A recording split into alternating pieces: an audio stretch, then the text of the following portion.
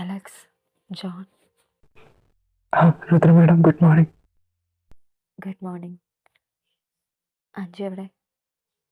അവൾ ഫുഡൊക്കെ കഴിക്കുന്നുണ്ടല്ലോ സമയത്ത്. അത് പിന്നെ മാഡം, എന്താ നിങ്ങളുടെ മുഖത്തൊരു പരിഭ്രമം പോലെ? എന്ത് പറ്റി? ഇവിടെ എന്തെങ്കിലും പ്രശ്നം ഉണ്ടായോ? അത് മാഡം, ഞങ്ങൾ വന്നപ്പോൾ ഇവിടെ പെൺകുട്ടിയെ കാണാനില്ല. അവളെ കാണാനില്ലെന്നോ? അവൾ എങ്ങോട്ട് പോകാനാ? അത് അത് പിന്നെ എന്താണോ നിങ്ങളെ കാട്ടിക്കൂട്ടിയത്? നിങ്ങൾ 24 hours ഇവിടെ ഉണ്ടാവണമെന്ന് പറഞ്ഞല്ലേ? ആയിരുന്നു മാഡം.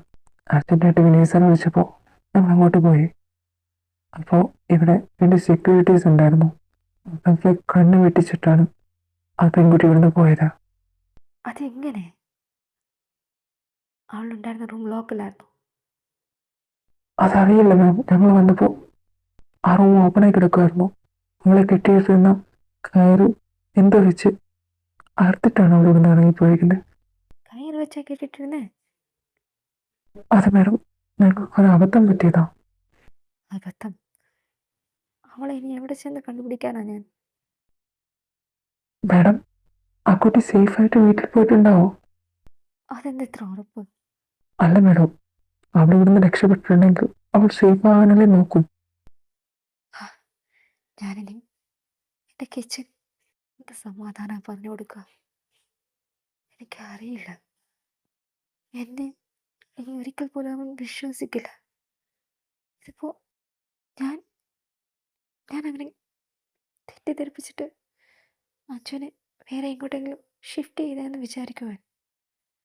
എൻ്റെ ദൈവമേ, എൻ്റെ കണ്ണ, ഞാനിനി എങ്ങനെ എൻ്റെ കിച്ചൻ്റെ മുന്നിൽ പോയി നിൽക്കും അഞ്ചുമില്ലാതെ?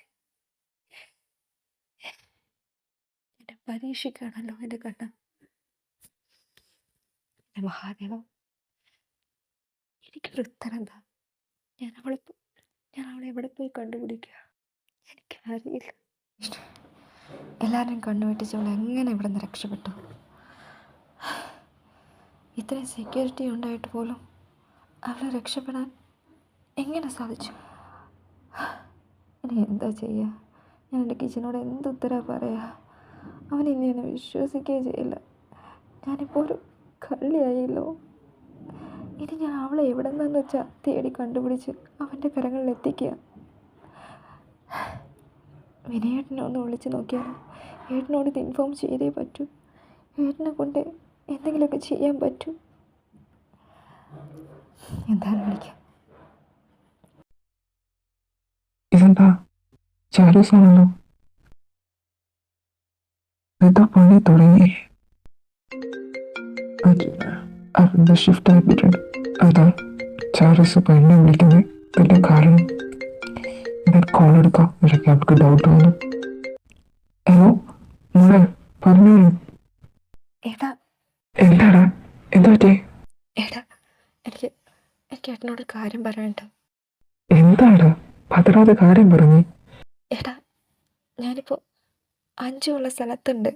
ബട്ട് അഞ്ചു ഇവിടെ ഇല്ല. എന്ത്? അഞ്ചു അവിടെ ഇല്ലോ? അവളെവിടെ പോനാ? അവളിവിടെ ഉണ്ടായിരുന്നല്ലോ. ഞാൻ അലക്സിനെ വിളിച്ചപ്പോൾ അവൾ ഉണ്ടെന്നാണല്ലോ പറഞ്ഞത്. ഏട്ടാ, അലക്സ് ഇവിടെ ഇല്ലായിരുന്നു.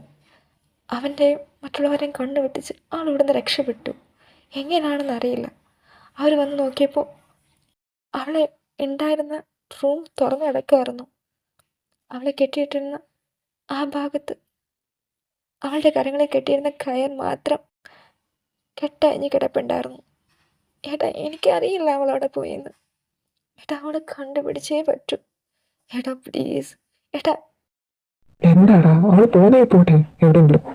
നമ്മളായിട്ട് അവളെ ഒന്നും ചെയ്യുന്നില്ലല്ലോ. അവൾ രക്ഷപ്പെട്ടില്ലേ? ഏട്ടാ, അങ്ങനെ പറഞ്ഞ പറ്റില്ല. എനിക്ക് എനിക്ക് എന്താടാ, എന്താ നീ ഉദ്ദേശിക്കുന്നത്?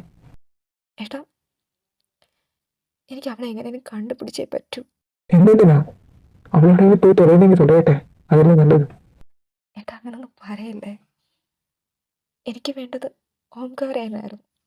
അവനെ എനിക്ക് കിട്ടി. ഏട്ടാ, ഇനി അവളെ നമുക്ക് റിലീസ് ചെയ്യാം. അതിനു വേണ്ടിയാണ് ഞാനിവിടെ വന്നേ. ബട്ട് അവളിവിടെ ഇല്ല. എന്തായാലും നീ റിലീസ് ചെയ്യാൻ വേണ്ടി പോയല്ലേ? അവളില്ലെങ്കിൽ അവളോട് രക്ഷപ്പെട്ടെങ്കിൽ പോട്ടെ, നിന്റെ കൺമുന്നിൽ ആയിരുന്നാൽ പോരെ. ഏട്ടാ പ്ലീസ്, എങ്ങനെയെങ്കിലും ഒന്ന് കണ്ടുപിടിക്കുമോ? ഞാനൊന്ന് ശ്രമിക്കട്ടെ. എന്തായാലും മോള് ടെൻഷൻ അടിക്കണ്ട, മോളിപ്പോൾ ഓഫീസിലോട്ട് പോക്കോ. എന്തെങ്കിലും വിവരം കിട്ടുമെന്ന് ഞാനൊന്ന് നോക്കട്ടെ. ശരി ഏട്ടാ. ഏട്ടാ എന്തെങ്കിലും ഇൻഫർമേഷൻ കിട്ടിയാൽ എന്നെ ഒന്ന് വിളിച്ചറിയിക്കണേ പ്ലീസ്. എടാ എന്തിനാ പ്ലീസ് ഒക്കെ, ഞാൻ നിന്റെ ഏട്ടനല്ലേ, ഞാൻ എന്തായാലും കണ്ടുപിടിക്കാം. ശരി, ടെൻഷൻ അടിക്കാതെ മോള് കോളായിട്ട് ഒരു കോഫി കുടിച്ചിട്ട് ഓഫീസിലോട്ട് പോക്കോ. ബാക്കിയെല്ലാം നീ ഏട്ടൻ നോക്കോളാം.